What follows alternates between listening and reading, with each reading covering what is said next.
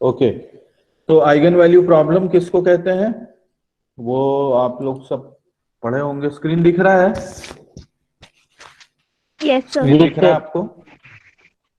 Okay, तो eigen value problem किसको कहते हैं कि अ, अगर मान लीजिए कोई कॉलम वेक्टर x है, suppose there is a column vector x, और उसके ऊपर कोई मैट्रिक्स से प्री मल्टीप्लाई करें तो हम जानते हैं कि नया मैट्रिक्स मिलेगा, नया कॉलम वेक्टर मिलेगा y is equal to A X, जहां पर i का वैल्यू है, मान लीजिए a जो है वो मैट्रिक्स है ए आई जे, उसका ऑर्डर है n इंटू एन। तो ये ट्रांसफॉर्मेशन हो रहा है एक्चुअल में कि कॉलम वेक्टर x को ट्रांसफॉर्म कर रहे हैं y में। लेकिन अगर मान लीजिए कोई वेक्टर x ऐसा है जिसको कि ट्रांसफॉर्मेशन करने से उसका लैम्डा वो कोई मल्टीपल मिल जाता है, x का कोई मल्टीपल मिल जाता है, तब हम उस ट्रांसफॉर्मेशन में हम अभी y equal to A X में y is a certain vector, लेकिन अगर मान लो A X transformation x column vector पर करने पर हमको जो कॉलम वेक्टर मिलता है वो lambda times the original column vector मिलता है, तब लैम्डा को हम आइगन वैल्यू कहते हैं और करस्पॉन्डिंग वेक्टर को हम आइगन वेक्टर कहते हैं। इसको हम कैरेक्टरिस्टिक वैल्यू और कैरेक्टरिस्टिक वेक्टर भी कहते हैं, सॉरी आइगन वैल्यू है ये। तो दूसरा नाम इसका कैरेक्टरिस्टिक वैल्यू और कैरेक्टरिस्टिक वेक्टर भी कहलाता है। और मैं बहुत संक्षिप्त में, क्योंकि हमको सिर्फ वही करना है जो परीक्षा में आता है, और अगर इसको हम ट्रांसफॉर्मेशन इसको एक मैट्रिक्स इक्वेशन के फॉर्म में लिखें तो a minus lambda I X is equal to 0। तो अब इस इक्वेशन में ये कहलाएगा मैट्रिक्स इक्वेशन।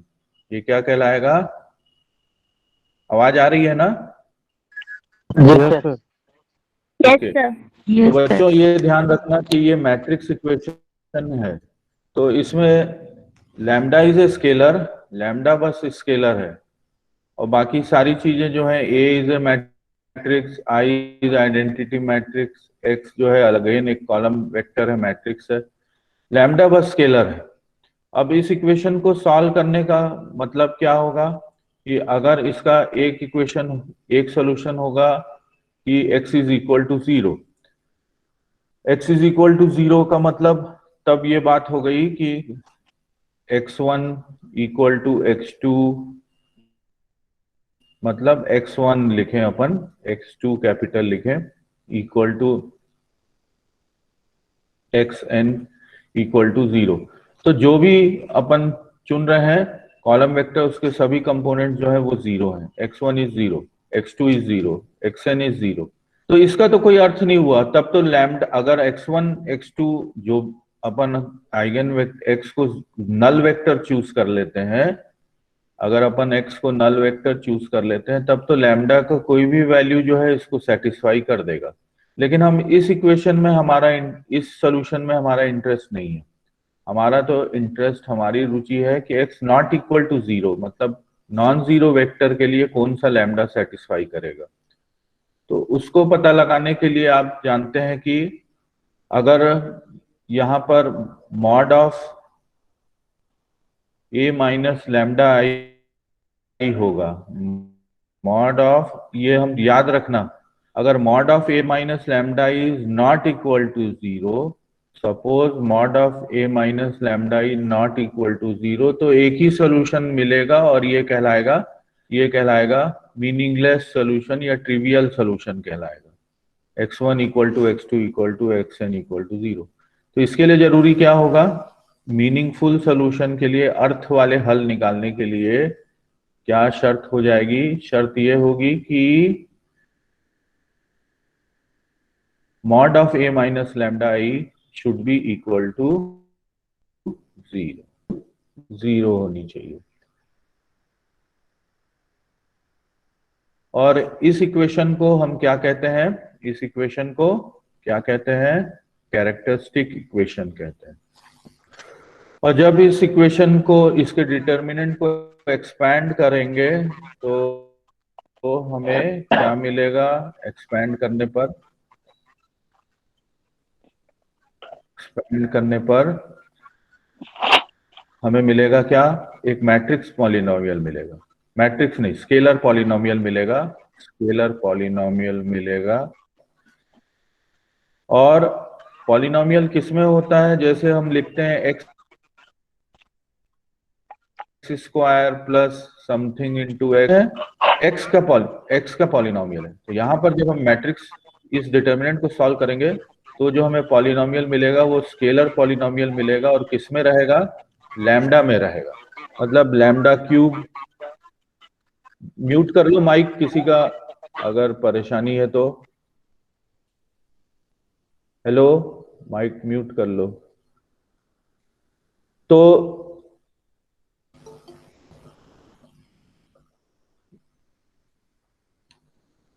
तो यहां पे याद रखना कि mod of A minus lambda I को जब हम सॉल्व करेंगे तो क्या मिलेगा? Mod of A minus lambda I को जब सॉल्व करेंगे, mod of A minus lambda I equal to 0 को सॉल्व करेंगे तो हमें एक स्केलर पॉलिनोमियल मिलेगा। और इसमें उदाहरण के लिए लैम्डा अगर स्क्वायर मैट्रिक्स है जिसका ऑर्डर 3 by 3 है तो something into lambda cube plus कोई कांस्टेंट कोफिशिएंट से बना हुआ लैम्डा, फिर उसके साथ मल्टीप्लाई होगा lambda square plus lambda plus constant lambda में हो गया। It is a polynomial in lambda. तो यहाँ पे जो छोटी छोटी बातें बोला हूँ इसमें ऑब्जेक्टिव के क्वेश्चन तैयार हो सकते हैं। अब हम बहुत उस पे आ जाते हैं, फोकस्ड हो जाते हैं कि भाई सवाल कैसे आते हैं। तो यहाँ पे सवाल क्या आएंगे? आइगन वैल्यूज निकालने के लिए सवाल आएंगे और आइगन वेक्टर्स निकालने के लिए सवाल आएंगे। Eigen values and eigen vector of A square matrix. इसमें थ्योरी का क्वेश्चन कम ही है संभावना। सुन रहे हैं मेरी बात? Yes sir. इसमें न्यूमेरिकल ही Yes, ठीक है। sir. बढ़ूं आगे? तो आप थोड़ा तो आप लोग ने कॉलेज में पढ़ा होगा कि इसमें हम सबसे पहले आइगन वैल्यू निकालते हैं। फर्स्ट निकालते हैं आइगन वैल्यू। आइगन वैल्यू कैसे निकालने के लिए पहला स्टेप, हम ये जो कैरेक्टरिस्टिक पॉलिनोमियल है ये कहलाता है कैरेक्टरिस्टिक पॉलिनोमियल। इस कैरेक्टरिस्टिक पॉलिनोमियल इक्वेशन में पॉलिनोमियल इन लैम्डा, इसको हम क्या करते हैं? फैक्टराइज करते हैं। इसको हम फैक्टराइज लैम्डा की वैल्यूज निकालते हैं। तो फैक्टराइज करने के बाद हमें लैम्डा के अलग अलग मान निकलेंगे। और अगर स्क्वायर मैट्रिक्स का ऑर्डर n है तो n आइगन वैल्यूज निकलेंगी। ये हम सवाल करेंगे तो समझ में आएगा। लेकिन जब अगर मान लीजिए लैम्डा 1, लैम्डा 2 और लैम्डा 3 आपके 3 आइगन वैल्यूज फैक्टराइजेशन के बाद मिल गया पॉलिनोमियल, तो वापिस क्या करोगे? अब लैम्डा 1 के करस्पॉन्डिंग जो आइगन वेक्टर है x1 उसको निकालना है। उसके लिए आप वापिस जाओगे। अगर मैं 3 by 3 ऑर्डर का मैट्रिक्स ले रहा हूं तो आप क्या करोगे? a11 minus lambda 1, a12, a13, a21 और a31, a32 और a33 माइनस लैम्डा। यहाँ क्या आ जाएगा? मान लीजिए इस कॉलम वेक्टर के डिफरेंट कंपोनेंट्स जो है वो है x1, x2 और x3 इक्वल हो गया ये, तो 0 0 0। तो ये कैसा सिस्टम ऑफ इक्वेशन है? ये कैसा सिस्टम ऑफ इक्वेशन है? इक्वेशन सुनाई दे रही है बात? It is a homogeneous system of equation. ठीक है, यहां तक समझ आया? क्यों भाई? Yes, sir. या तो बच्चों ये होमोजीनियस सिस्टम ऑफ इक्वेशंस को अगर हम शॉर्ट में लिखें तो Ax इज इक्वल टू 0। तो ऐसे सिस्टम ऑफ इक्वेशन के सॉल्यूशन कैसे निकालेंगे? ऐसे सिस्टम ऑफ इक्वेशंस के सॉल्यूशन कैसे निकालेंगे? तो आप ध्यान से सुनिएगा, ये तो एक मैट्रिक्स हो गया, जैसे ए मैट्रिक्स है वैसे ए माइनस लैम्डा आई एक मैट्रिक्स है। तो ये मैट्रिक्स तो ए माइनस लैम्डा आई मैट्रिक्स हो गया। तो अब हम पहला स्टेप ये करेंगे कि इस मैट्रिक्स को क्या करेंगे, जो हमने पढ़ा है। कई तरीके हो सकते हैं, मैं जो बता रहा हूं उसको भी आप एक तरीका मान सकते हैं आइगन वेक्टर निकालने। Perform row operations, elementary row operations करने के बाद elementary row operations on this matrix. कौन सा matrix? A minus lambda I matrix पर, जिससे कि ये मैट्रिक्स जो है so that it reduces to, ये किस में परिवर्तित हो जाए? ये परिवर्तित हो जाए अपर ट्रायंगुलर मैट्रिक्स में। तो पहला स्टेप क्या करना है आपको आइगन वेक्टर निकालने के लिए कि ए माइनस लैम्डा आई मैट्रिक्स को आपको किस में बदल देना है? किस में बदलना है? किस में बदलना है? Upper triangular Upper matrix. triangular upper matrix. triangular matrix. और उस समय आप फिर दूसरे स्टेप में क्या देखेंगे? दूसरे स्टेप में लिखेंगे कि अब आप रैंक ऑफ द मैट्रिक्स निकालेंगे। जैसे ही अपर ट्रायंगुलर मैट्रिक्स में ये बदल जाएगा तो रैंक ऑफ मैट्रिक्स, और मान लो वो रैंक है मैट्रिक्स का आर। अब रैंक अगर आर है मैट्रिक्स का, तो अब आप है मतलब नंबर ऑफ कंपोनेंट्स है, नंबर ऑफ कंपोनेंट्स कितने हैं? मान हेलो लीजिए एन। हेलो सर, बबीता हाँ ज्वाइन बोलिए। होना चाहती, बबीता ज्वाइन होना चाह रही है, वो नहीं हो पा रही है ज्वाइन। अच्छा ठीक है, ठीक है, ठीक। कई लोग देरी से आए होंगे। ओके, और बबीता खुशबू ज्वाइन करी है अभी। बबीता को बोलो ज्वाइन करे। Okay sir. ठीक है, हाँ बोलो बोलो, कोई बात नहीं। तो अब इसका रैंक के ऊपर आप विचार करिए कि मैट्रिक्स की कोटि क्या हो सकती है, क्या क्या हो सकती है। रैंक जो है, rank of A minus lambda I के ऊपर विचार करिए, जो कि आर के बराबर है। वो क्या हो सकता है? क्या क्या हो सकता है? कोई बताएगा? कोई बताना चाहेगा? हाँ चलो, बबीता को ज्वाइन करा दिए। कोई बताना चाहेगा कि इस मैट्रिक्स का रैंक अगर आर कह रहे हैं तो इसका रैंक के ऊपर कोई कुछ बात कह सकता है कि रैंक आर की तुलना अगर एन से करें तो रैंक क्या क्या हो सकता है? क्या एन के बराबर हो सकता है, या एन से ज्यादा हो सकता है, या एन से कम हो सकता है? एन से बराबर और एन से कम हो सकता है। किसने बोला? किसने सर खिलेन बताया? नायक। नाम बताइए बेटा। खिलेन, ठीक बोला खिलेन तुमने। रैंक जो है मैट्रिक्स का, या तो आर जो है वो एन के बराबर होगा या एन से कम होगा। तो rank of R greater, okay, तो R can be less than N, या आर कैन बी क्या हो सकता है? Equal to N. और अगर r इक्वल टू n है तो फिर वही कहानी हो गई, if the rank of mod of a minus lambda I equal to r equal to n, तब इन इसका एक ही सॉल्यूशन पॉसिबल है। तब then the system of equation has, तब then the system of equation has a unique solution. क्या है unique? मतलब एकमात्र हल संभव है, और वो यूनिक सोल्यूशन क्या होगा? स्वाभाविक है ए माइनस लैम्डा आई का डिटर्मिनेंट जीरो नहीं है। यूनिक सोल्यूशन क्या होगा?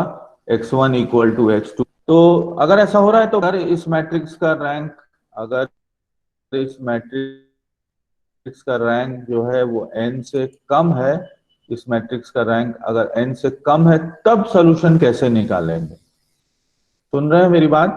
कि अगर मैट्रिक्स का रैंक n से कम है, तब आप सोल्यूशन कैसे निकालेंगे? ठीक है, बढ़ूं आगे?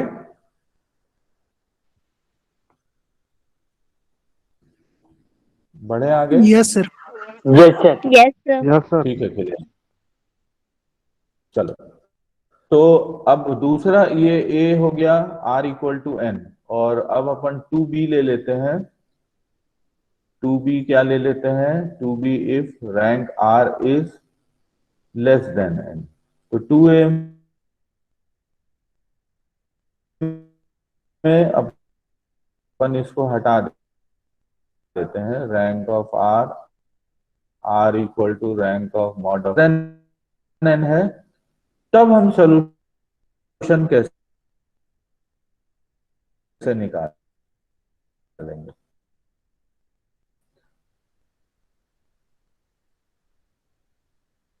जबकि हमने रैंक कब निकालना शुरू किया, ध्यान देंगे, मैं चाहूं तो यहां लिख देता हूं। रैंक आप कब निकालेंगे?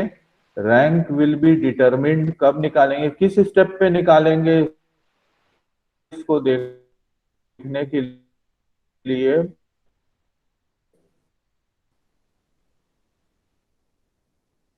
इसका परीक्षण करने के लिए ओनली कब निकाली को आपने किस में बदल लिया? कोई बताएगा? किस में बदल Upper लिया? triangular क्यों matrix. खिलेन? Upper triangular matrix. किस में बदल लिया होगा? Upper triangular matrix. चलिए, हाँ, तभी आप रैंक निकालेंगे। तब अगर आप निकाले और रैंक जो है लेस देन n बता रहा हूं, तब आप n में तो 3 हो जाएंगे component. x1 column vector, eigen vector के करस्पॉन्डिंग जो वेक्टर होगा उसके कितने कंपोनेंट्स होंगे? उसके कितने कंपोनेंट्स होंगे? अगर 3x3 ऑर्डर का मैट्रिक्स है तो कितने कंपोनेंट्स होंगे? बोलिए। 3, sir. कितने?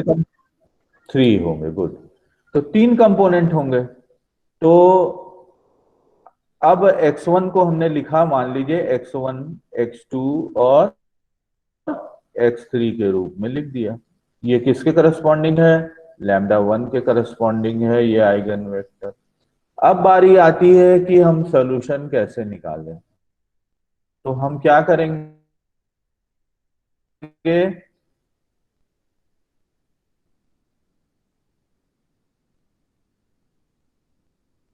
टोटल नंबर ऑफ वेरिएबल्स है n3 है, और r जो है हमने मान लिया है कि वो 3 से कम है। मान लीजिए उदाहरण के लिए वो कितनी है? 2 है। तो एग्जाम्पल के लिए हमने ये माना कि नंबर ऑफ वेरिएबल्स 3 है, मैट्रिक्स का ऑर्डर 3 है, तो जो कॉलम वेक्टर हमने निकाला है x1, इसमें भी कितने कंपोनेंट होंगे? 3 कंपोनेंट होंगे, और रैंक निकल के आया है 2। तो हम लिखेंगे कि क्या, कैसे बनाएंगे नियम? n minus R. इस केस में n माइनस आर कितना हो गया? अगर n 3 है और r 2 है तो 1. n माइनस आर कितना हो गया? 1. सर स्क्रीन ऑफ हो गया। हाँ, yes, sir. क्यों भाई? Screen नहीं दिख रहा है, sir. माइनस आर स्क्रीन मतलब नहीं दिख रहा सर। 1 हो गया। तो बता दो। ठीक है, ठीक है, ठीक है। वो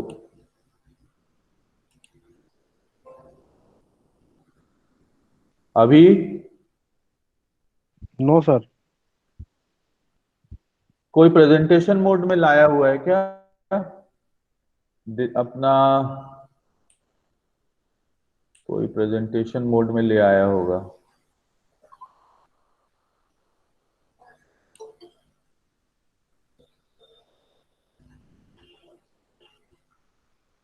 चलो मैं फिर से कोशिश करता हूँ।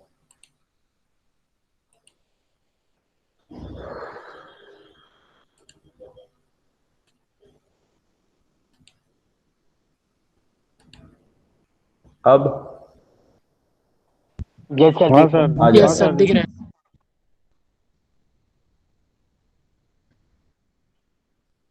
चलो, तो बच्चों n माइनस आर तो 1 हो गया।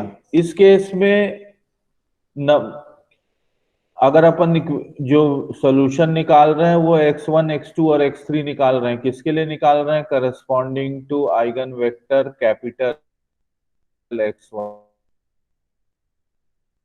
निकाल रहे हैं।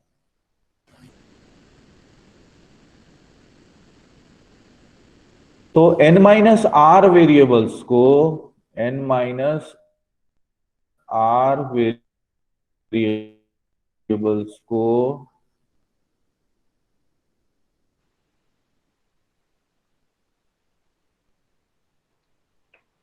स्वैच्छिक मान दे सकते हैं n माइनस आर वेरिएबल्स को। इसके तो एक वेरिएबल को हम आर्बिट्री वैल्यू दे सकते हैं x3। ठीक है? नहीं नहीं, मैं गलत लिख रहा हूं। एक मिनट एक मिनट।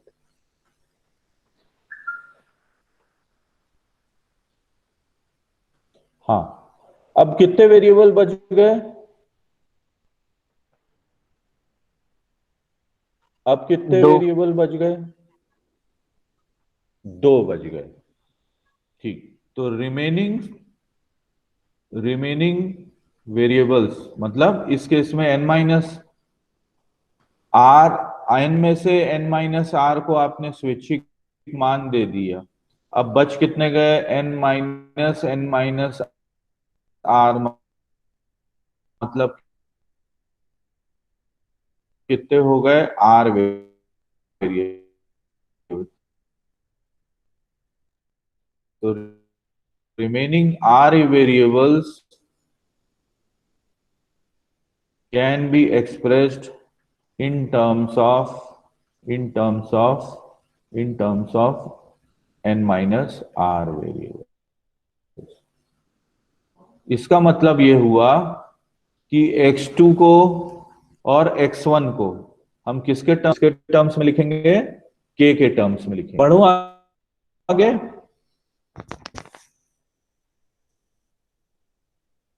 बढ़े आगे।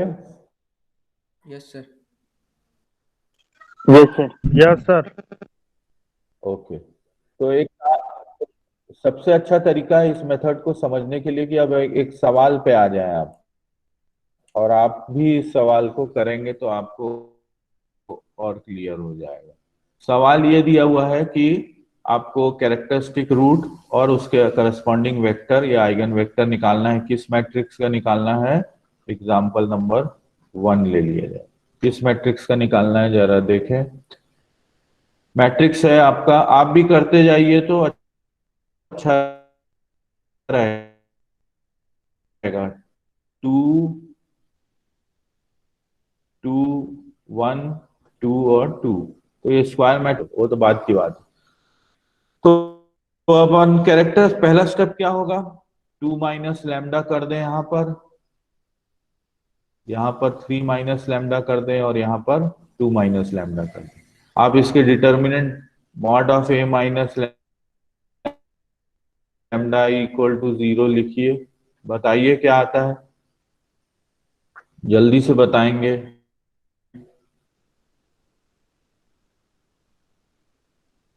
कैसे मालूम तो होगा ना सबको? 2 माइनस लैम्डा इंटू क्या करोगे? 3 minus lambda into 2 minus lambda minus 2,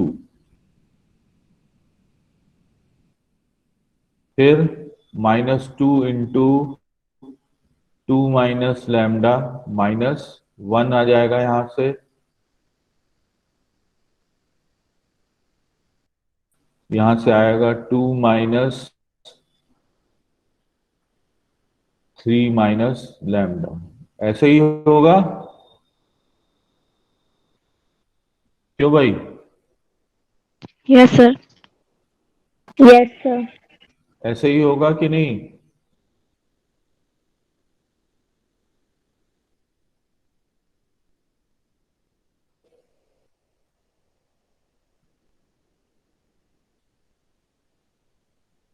है?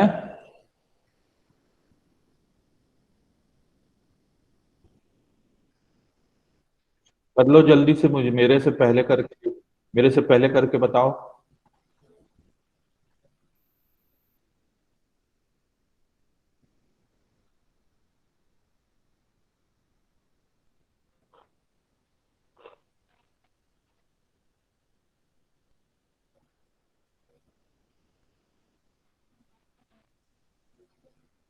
तो क्या दिख रहा है, ये इसका डिग्री कितना मिलेगा?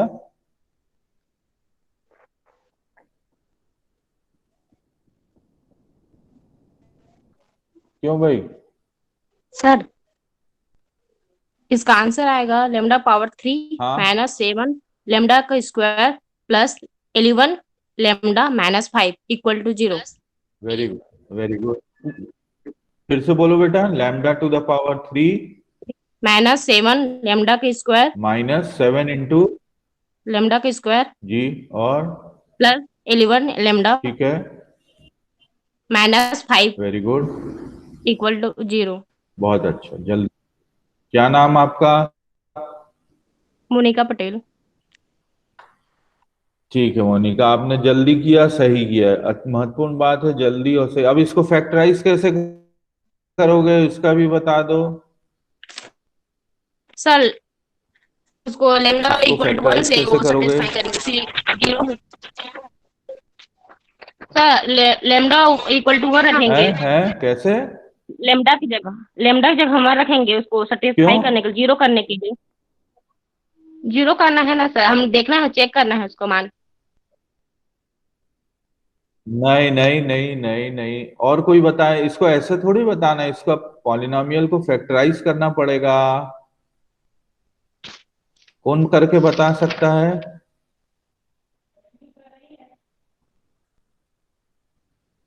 वो तो तुमने जो तरीका बताया वो तो ट्रायल और एरर हुआ कि एक एक वैल्यू रखते गए और देखते गए, है ना?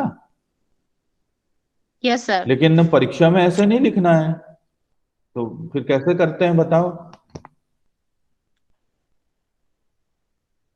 1 रखने पे शायद 1 माइनस 7 प्लस 4, 1 माइनस, हाँ, तो यहां से 1 रखने पर दिख तो रहा है कि ये 1 सेटिस्फाई कर रहा है, लेकिन इस पॉलिनोमियल इक्वेशन को से लैम्डा अगर निकालना है तो इस तरीके से नहीं करते, हम फैक्टराइज करते हैं। स्वाभाविक है, जो फैक्टर जो निकलेंगे वो इस इक्वेशन को सेटिस्फाई कर। हाँ बोलो। सर 7 लैम्डा को 5 - 5 लैम्डा स्क्वायर -2 लैम्डा स्क्वायर में तोड़ेंगे और 11 लैम्डा को प्लस 10 लैम्डा प्लस लैम्डा -5 करके।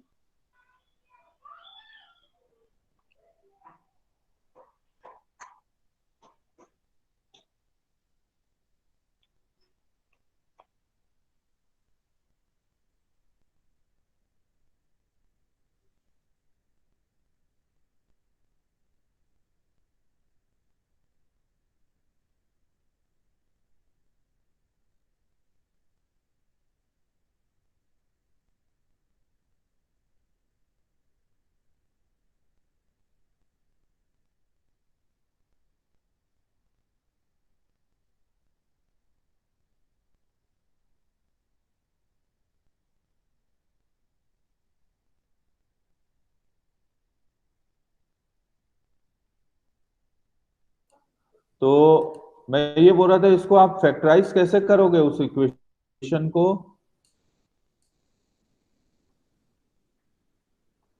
क्यों भाई?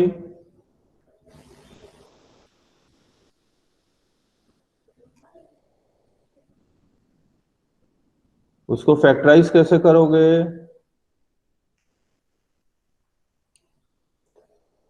किसी को आता है? किसी को आता है इसको Yes, कैसे sir. करेंगे? कैसे बेटा बताओ?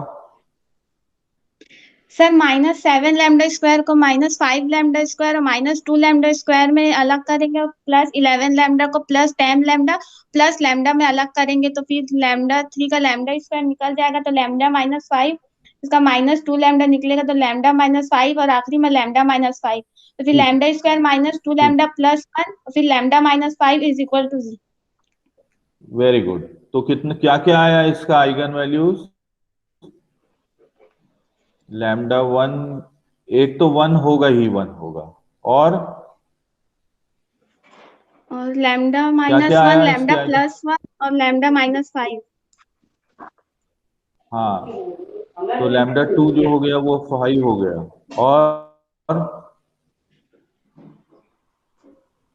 लैम्डा -1 और -1 भी रहेगा क्या? -1 रहेगा, -1 ये -1 हुआ और +7 हुआ और -11 हुआ, -5 हुआ।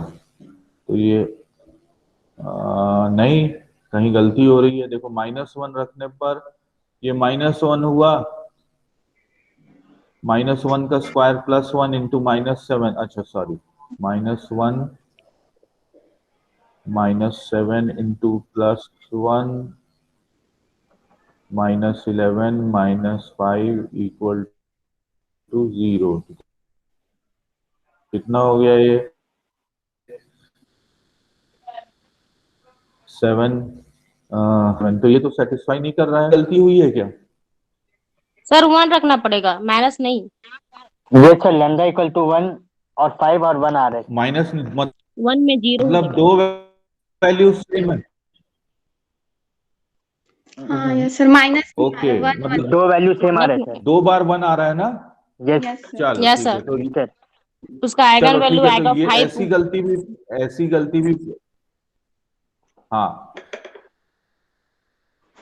तो ऐसी गलती परीक्षा में नहीं होना है ना। 8 नंबर ऐसे ही चला जाएगा नहीं तो। सुन रहे हो ना? ठीक यस है, सर। Yes sir. ऐसी गलती परीक्षा में, हाँ परीक्षा में कर दोगे तो फिर मुश्किल हो जाएगा। तो चलो अब अपन ये लैम्डा इक्वल टू 5 के करस्पॉन्डिंग आइगन वेक्टर निकालते हैं, है ना? इसके करस्पॉन्डिंग और जो हमने पढ़ा है, तो हम क्या करेंगे? हमारा मैट्रिक्स ए जो है वो किसके बराबर है? 2 2 1 1 3। अब हम बना लें इसको, तो क्या हो जाएगा? लिखें यहां पर, तो ये 2 माइनस लैम्डा कितना हो गया? 2 माइनस लैम्डा इज -3। स्क्रीन दिख रही है ना? लैम्डा कितना हो गया? -2 हो गया और फिर क्या हुआ? 1 हुआ और ये 1 हुआ, ये भी 2 हुआ और 2 माइनस लैम्डा अगेन -3 हो गया। ये हमारा a माइनस लैम्डा आई हो गया और जो कॉलम वेक्टर है उसके कंपोनेंट्स को मान लो x1 x2 और x3 से डिनोट कर दें और फिर इसको नल मैट्रिक्स है ये 0 0 0। अब जो हमने अभी नियम बनाया था उस नियम के हिसाब से अब इसको अपर ट्रायंगुलर मैट्रिक्स में कन्वर्ट कर लें। तो क्या कर दें? 3 टाइम्स R2 प्लस R1 कर दें तो क्या मिलेगा? -3 2 1 3 टाइम्स R2 मतलब -R1 मतलब ये -4 हो गया। फिर 3 टाइम्स R2 मतलब 3 हो गया +1 ये कितना हो गया? 4 हो गया। ठीक है, एक बार हम गॉसियन एलिमिनेशन मेथड पे चल रहे हैं उसी तरीके से जैसा वहां पढ़ा था। 2 और -3 और ये हो गया x1 x2 और x3 हो गया। इक्वल टू 0 0 और 0। अब किसको लाना है 0? 1 को सर, नीचे वाले। उसके लिए क्या करोगे? इसमें करेंगे सर R3, मतलब 3R3 plus R1। 3 times R3 plus R1। R3 plus R1 करोगे, 2 हो गया, 3। ठीक, चलो तो ये 3 टाइम्स R3 प्लस 1 R1 करने पर ये 0 हो गया।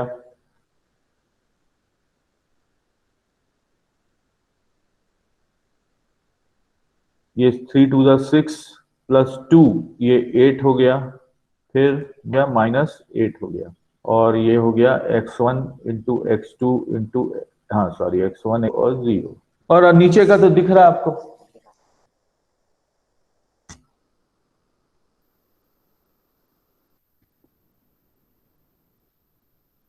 नीचे का तो दिख रहा है।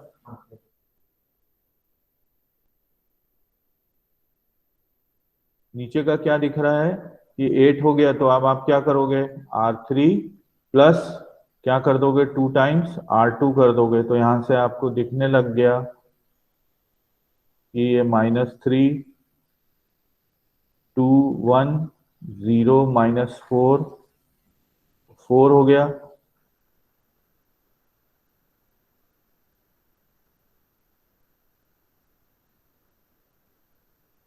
और R3 प्लस 2 टाइम्स -4, ये भी 0 हो गया, और -8 प्लस 2 टाइम्स 4, ये भी 0 हो गया। तो देखिए क्या निकल के आ रहा है निष्कर्ष, क्या निकल के आ रहा है? इसका रैंक कितना होगा बच्चों? रैंक क्या होगा अब इसका? 2। क्या रैंक होगा? है रैंक क्या होगा?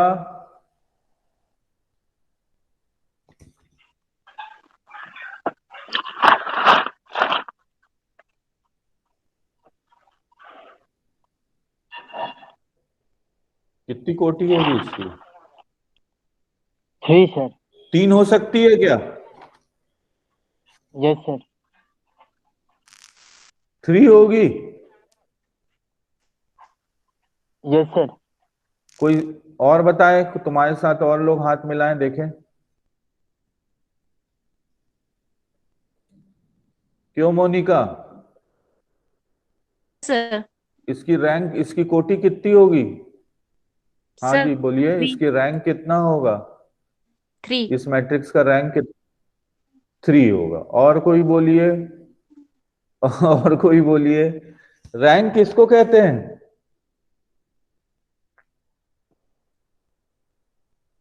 रैंक किसको कहते हैं? चलो मैं पहले, मेरे को यही समझाना पड़ेगा आपको। इसका मतलब आप रैंक नहीं जानते हैं। रैंक किसको कहते हैं? कि किसी मैट्रिक्स का रैंक है। रैंक किसको कहते हैं? अगर मान लीजिए कोई मैट्रिक्स है जो कि 3/4 का है, कोई जरूरी नहीं है स्क्वायर मैट्रिक्स होना चाहिए, A1 3 A1 4, मैंने पढ़ाया बताया था तो है। बोलो। स्क्रीन ऑफ हो गया सर। अच्छा, फिर से स्क्रीन ऑफ हो गया। ठीक है, मैं स्क्रीन ऑन कर देता हूं। लेकिन रैंक आप बता सकते हैं, एक रो पूरा उसका 0 हो गया है। सर 2 होगा। एक रो, इस मैट्रिक्स को देखिए,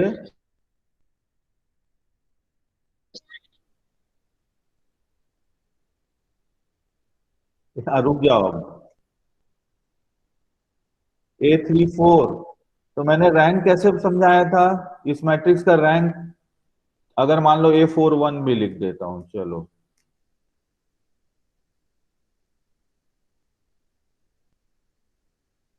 A41, A42, A43,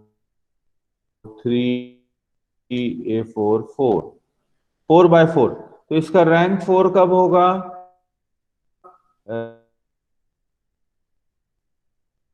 रैंक इस मैट्रिक्स का 4 कब होगा? जब मॉड ऑफ ए जो है वो नॉट इक्वल टू 0 है। इसका रैंक लिखने के लिए आप सब मैट्रिक्स देखिए, कई सब मैट्रिक्स दिख रहे हैं जो कि 3x3 ऑर्डर के दिख रहे हैं, ये जैसे दिख रहा है ना। तो रैंक 3 कब होगा? जब 3x3 ऑर्डर के जितने भी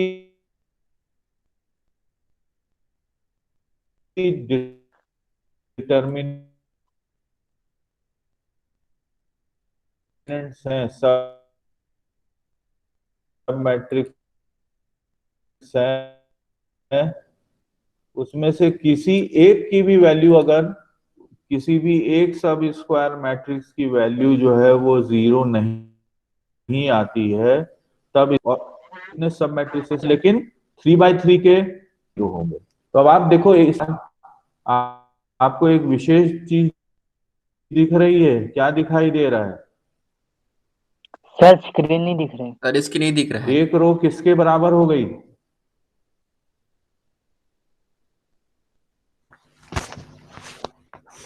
एक रो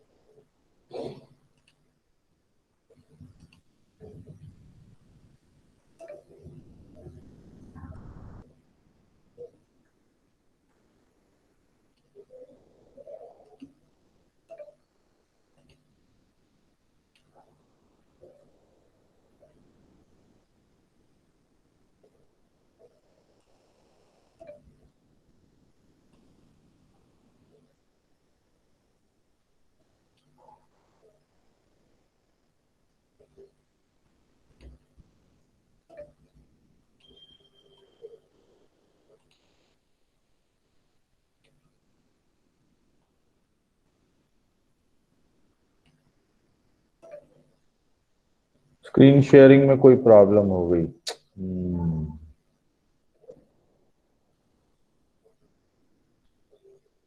नहीं दिख रही स्क्रीन?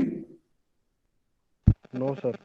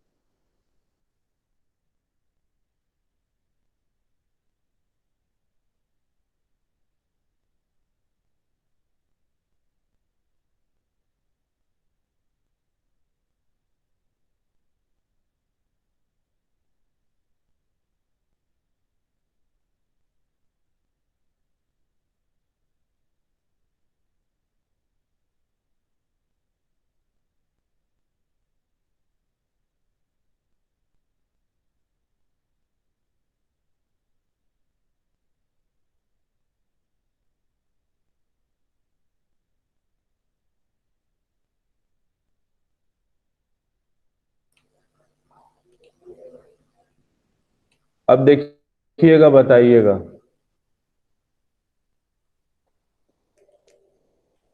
अब दिख रही है? नहीं सर। No sir. अभी नो सर। नहीं दिख रही? आगे आगे हाँ आगे। अरे दिख रही। हाँ, चलो। तो देखो बच्चों, मैं ये बोल रहा था कि अगर मान लो 4x4 ऑर्डर का मैट्रिक्स है, तो क्या क्या ऑप्शन हो सकते हैं? अगर इसके पूरे 4x4 का डिटर्मिनेंट 0 है, तब इसका रैंक 4 नहीं हो सकता। लेकिन अगर इसके डिटर्मिनेंट की वैल्यू 0 नहीं है, तब इसका रैंक 4 तय है कि इसका रैंक 4 है।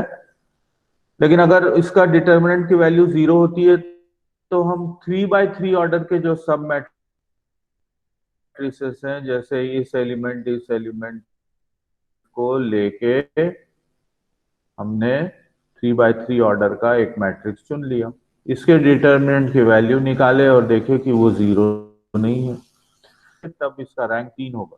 2x2 का क्या है उससे मतलब नहीं, लेकिन 3 होगा। लेकिन 2 कब होगा इसका रैंक, जब 3x3 ऑर्डर के जितने भी सब मैट्रिसेस हैं सबके डिटरमिनेंट की वैल्यू 0 है, और 4x4 ऑर्डर के मैट्रिक्स के भी डिटरमिनेंट की वैल्यू 0 है, लेकिन 2x2 में से किसी एक भी सब मैट्रिक्स के डिटरमिनेंट की वैल्यू अगर 0 नहीं है तब इसका रैंक 2 होगा। अब आए अपने इस सवाल पे, इस मैट्रिक्स में क्या दिख रहा है आपको, अब इसका डिटरमिनेंट अगर निकालें तो -3 इंटू 0 इंटू ये भी 0 0 प्लस, और इस कॉलम के रिस्पेक्ट एक्सपांड करें तो फिर 0 into this plus 0 into this, तो इसका डिटरमिनेंट की वैल्यू क्या हो गई है? 0 सर। 0 सर। हाँ, तो इसका और फिर नीचे उतरे और चेक करें 2x2 का कोई एक सब डिटरमिनेंट लिख लें, 2 1 और -4 और 4, तो 4 2 8 -4, तो इसके डिटरमिनेंट की वैल्यू तो 0 नहीं है, तब इस मैट्रिक्स का रैंक कितना हो गया, कितना हुआ 2 इस मैट्रिक्स का 2 हुआ। तो जो लोग 3 बोल रहे थे वो ध्यान रखें कि रैंक ध्यान रखना है हमको कि इसका रैंक कितना है, ठीक है। तो अब नियम ये कहता है कि n-r वैल्यूज को, आर्बिट्री वैल्यूज को हम स्वैच्छिक मान दे सकते हैं, लिखा है ना। तो यहाँ पर अब कितने वेरिएबल को आप स्वैच्छिक मान दे सकते हैं, इसको मैं मिटा देता, चलिए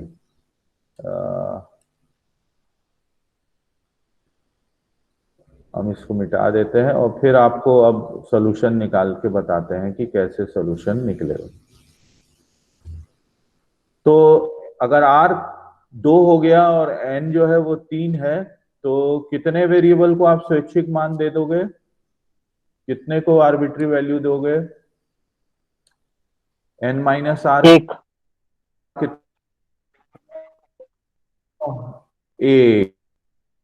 n-r becomes 1, और इस इक्वेशन को लिख लें तो यह मिलेगा -3x1 plus 2x2 plus x3 equal to plus 4x3 equal to 0। तो देखिए 3 इक्वेशन बदल गए 2 में,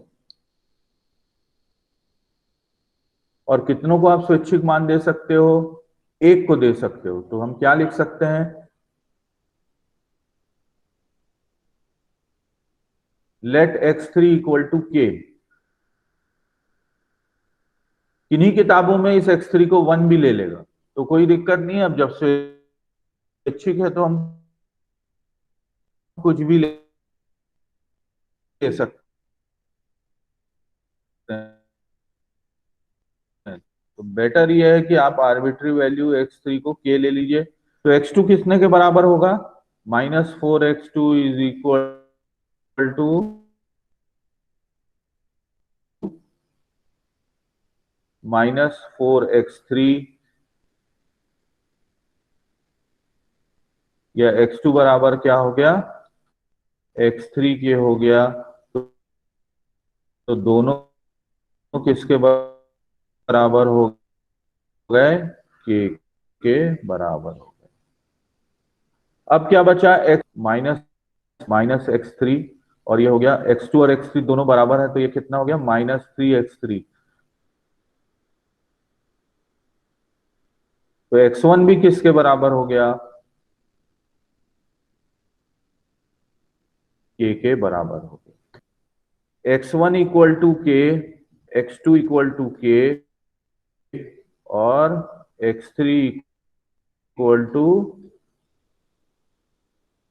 के आएगा 1 1 और 1 आ जाएगा। तो x1 को हम कैसे रिप्रेजेंट करेंगे, इस तरीके से। और अगर k 1 हो गया तो हम k को कुछ भी चुन सकते हैं, तो k का मान क्या, x1 तब हम कैसे लिख सकते हैं, 1 1 और 1। तो इसी तरीके से अब आप क्या कर सकते हो, 5 के लिए भी आप निकाल के देख सकते हो।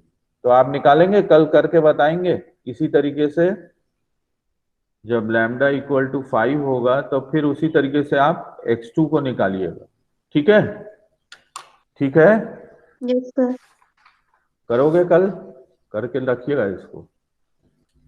Yes sir. क्या करना है, रैंक Yes, निकालना sir. है, रैंक को देखना है यस सर। कि रैंक की Yes, वैल्यू sir. क्या आती है, और उसके बाद हाँ तो n-r वैल्यूज को आप निकाल लोगे और बचे हुए r वेरिएबल को उसके टर्म्स में लिख लोगे। तो जैसा मैंने अभी यहाँ पे शेयर किया है ना, तो किसी किताब में ये 111 करके आंसर लिखा होगा।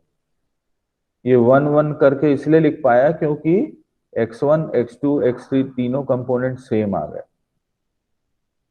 और सेम आ गए, और तो इस ऐसे सिस्टम ऑफ इक्वेशंस के कितने सॉल्यूशन होंगे, ऐसे सिस्टम ऑफ इक्वेशन के कितने सॉल्यूशन होंगे, है ना। आप k को कुछ भी मान दे सकते हो, ठीक है। तो k के जब आप कुछ भी मान दे सकते हो तो ऐसे समीकरणों के अनंत हल निकलेंगे, इनफाइनाइट नंबर ऑफ सॉल्यूशन निकलेंगे। तो आज की क्लास इतना ही रहने देते हैं। अब आप लोग वो एच.के. दास की जो सॉफ्ट कॉपी डली हुई है उसमें से आइगन वैल्यू और आइगन वेक्टर के सवाल आप 10 कम से कम 5 तो करिए, ठीक है। मुझे देने की जरूरत नहीं पड़ेगी, आप लोग खुद कर लेंगे इसको।